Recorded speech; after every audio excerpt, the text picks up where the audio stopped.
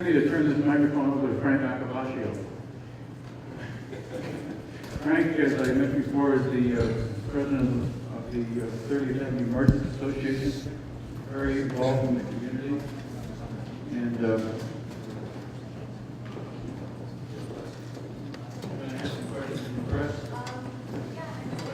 Frank? My representation here as president of 30th Avenue Business Association and a businessman in the area since 1981. My question then will be based from business. I love this community. I've worked in it. I've lived in Jackson Heights since I was a child, but since 1971 it was my after-school work in Astoria. And then in 1981 I opened up a hair salon, and in the 90s, I became the president of the 30th Avenue Business Association because there was no association at the time. With the help of George Ellis, we realized we needed some representation because, you know, there's a lot of things going on. And so let's talk about today's issue. Businesses, if you notice, you'll see a store about to open up, and then a year later, it's not open yet. The tenants are paying rent, sometimes at a discount, so landlords are giving up part of the rent. There's no sales tax being collected because the store's still not open. I'm not going to make you guess why. It's because the city takes too long for permits. I want to know what's going to be done about that, because when a business wants to open and it takes too long to open, sales tax is not being collected, payroll tax is not being collected, which hurts the city and us, and people are not being employed because the owner can't open up. I'll start on the left with your phone and go down the list. It's an excellent point. This city, this administration has, I call it, has given a tale of two cities. While this administration tries to foster small business, encourage small business, it attacks small business every day in terms of fines, fees, taxes, and all kinds of costs that are added on to the everyday businessman. Our local merchants support this community. Your community is only as good as the local merchants. When people talk about Astoria, they talk about the cafes, the restaurants. However, these businesses thrive on surviving. They employ local people in our community, and they provide a great tax base for everyone. If we constantly suck their blood to generate revenue, I know the city needs revenue, but it's got to make it easy on these small businesses, because you're forcing them to close day in and day out. In other ways, sanitation, by traffic agents. I was on New York on News because I said that on Steinway Street, Broadway, and the other major thoroughfares, skid bars, I don't see any other community, whether I go to Brooklyn, the Bronx, Manhattan, where there's traffic agents that are swarming to give tickets. I think there's a major problem in this city when you take your son or daughter to school and you have to double park because there's nowhere to park. We're not in Long Island. You return back with a $165 ticket because a traffic agent's waiting for you to leave your car and give you a ticket because you had to bring your son or daughter to school. That's an outrage. That shows you our priorities are misguided and completely wrong. Okay? That's got to come to an end. And we do that many ways. We ease this on the small businesses.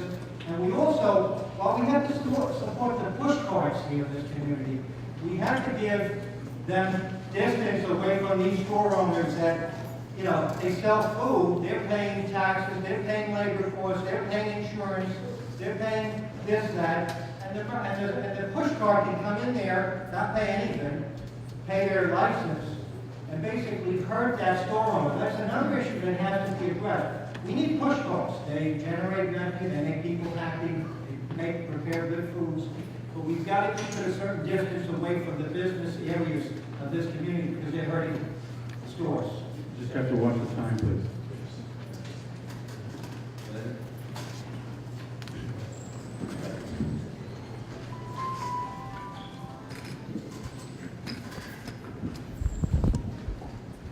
Thank you for the question. I've been in your salon. I had very few questions.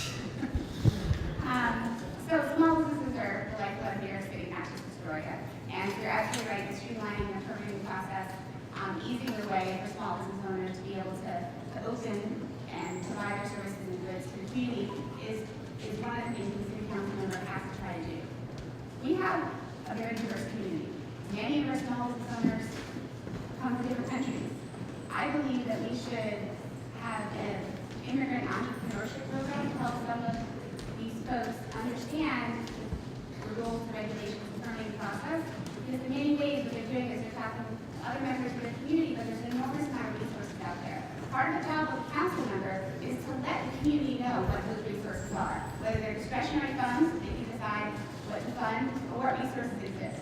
So certainly I would want to see them doing that. On a personal note, I'm a big fan of clean green streets. I love the program that you have in Brooklyn, that Borough President, the Greenest Block program, that Manhattan, the Borough President's office did the Greener Block, where he worked with local businesses to provide tree guards and plantings for tree pits. I think when you walk down the street, and rather than trash and litter on the street, you see beautiful tree pits, you see plantings, you see green, lush flowers. I think that makes a more positive experience for every person, and that makes them more likely to go back and visit that commercial area. 4 years ago when I ran, I was talking about the need for street furniture like benches on Steinway and Broadway, and I was super excited when those benches, and I certainly was not the only person who ever talked about that issue. So excited, and during the holiday season, you see shoppers with their bags, they have a place to sit and relax. These are these little things that the council member can do. A lot of these issues are quality of life issues. We have to work with our small businesses, whether it's to screen those tree pits, or whether it's to make sure we can streamline their process. Thank you, that was much of the question. Thank you, Lynn. Scott? Thank you for the question. As one of the, I think the only candidate as a small business owner, I've been having to deal with these issues almost on a daily basis for the last 18 years. And I agree, traffic agents are a big issue. Actually, a couple of years ago, there was a story that I did with the Daily News, where I presented them actual numbers that Astoria gets more traffic tickets than Midtown North and Midtown South combined together. And the question is why? Why are we the target of being a mill cow for the city of New York? That's what I'm going to be looking into. Another problem is that there's a lack of communication between different agencies. Personally, I have a little shop that I'm trying to open up on 30th Avenue. And there's a holdup because the building department is not communicating with another agency or with consumer affairs. And just trying to understand, and remember, I am the co-chair of consumer affairs of the community board. And yet, dealing with the changes on a daily basis, I had to go to apply for a sidewalk cafe permit. I went the first day, they told me to bring a couple of documents. Took them within 2 days, they told me, well, now we changed things, now we need additional documents. This makes it very difficult for any small business to be able to establish itself and make it financially. We need to understand that a small business is not a mill cow for the city. As a small business owner, I know exactly what the problems are. I know what needs to be addressed and how they should be addressed. Thank you.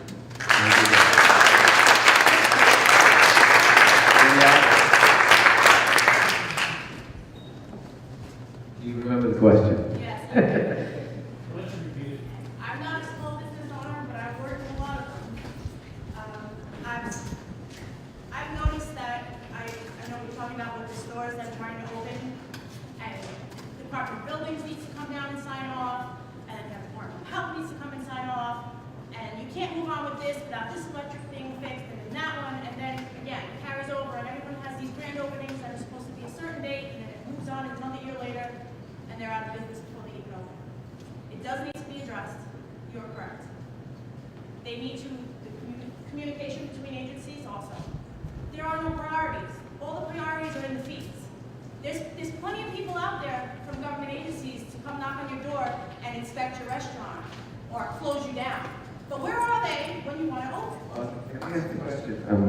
Does everyone, wonderful that how you're addressing it. It came to my mind that does the city council have the power to make changes for these processes that I'm asking for? I believe they can look into it. They can make phone calls. They can keep on top of it. And I'm fairly certain, yes, they can persuade and have some kind of say over how this is handled. I do know that they do have a say in the regulations and the way that the restaurants and the grading system, there is a vote there. They do have a say in that. I think that's unfair how they do that. They come in when businesses are busy. They disrupt the day. There's people eating. The business is open. And it makes people feel like something's wrong also as a customer.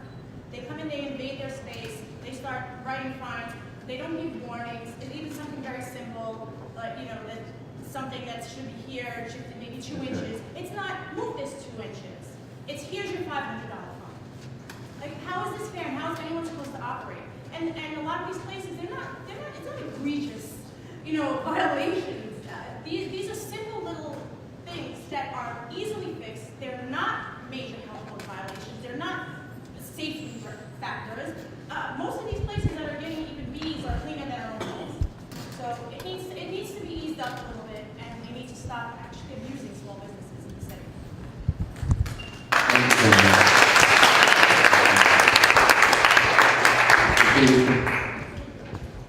Okay, I think it is quite clear that we have too many city agencies and too many regulations on small businesses.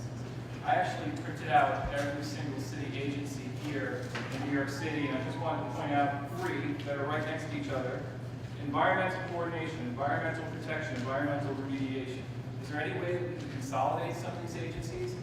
Or I'm not saying get rid of any of the environmental agencies, don't worry, but I'm just saying, when the comment was made with the building department is speaking to this other agency, and work permits and work orders are held up and stopped and delayed, and then I do know that the community board, obviously businesses have to go through the community board to get sidewalk cafes and get certain permits, the liquor licenses, and all of that is understandable, but there does seem to be too much bureaucracy that small businesses have to jump through hoops and hurdles just to open up a small shop. I also have a little point to make about how a lot of politicians talk about jobs rather than creating small businesses, and I'm glad you brought up the issue about small businesses.